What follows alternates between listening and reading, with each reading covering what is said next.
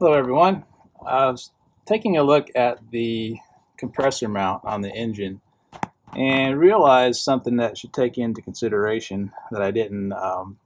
It's kind of an oversight that I was looking at, and that is the movement of the engine. Since the bracket that this is sitting on is attached to the engine versus the mount that's in the back, which is on the cowl firewall, making these completely tight with each other actually makes the plate flex a little bit when the engine moves. So what I suggest is that since this is a locking nut, I would suggest putting some red Loctite on this nut when installing it, and then do not tighten it all the way down. Leave it just a little bit of play in it. And actually the same with this one. This one really would be more of a secondary, just kind of a emergency nut in case something were to happen for this to come off. With it being a locking nut plus having Loctite on it, I think it should be fine. But leaving it in there to where it's got just enough play to move back and forth just a bit, it gives the engine the ability to do its movement without twisting and flexing this plate.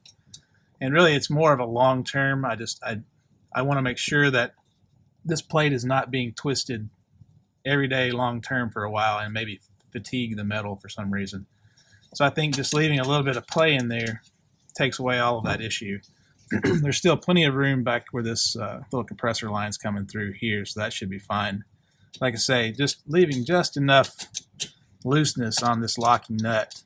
It could probably use a little bit more tightness actually from what I have it, but just so it leaves a little bit of play in there should resolve any issue that I personally have as far as thinking that it might be too much flex on it. So something to take into account when you're installing this, and make sure, like I say, make sure to put some red Loctite on it just so you don't have to worry about it backing out. But it is a nylock nut, so that should also not back out on you for any reason.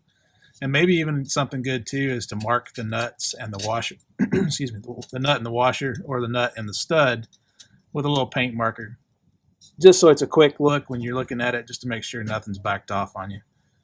So again, just wanted to make sure you guys are aware of that. Something to take a look at when you're installing it. So if you got any questions, just give me a yell. It's 813fabrication.com. Thanks.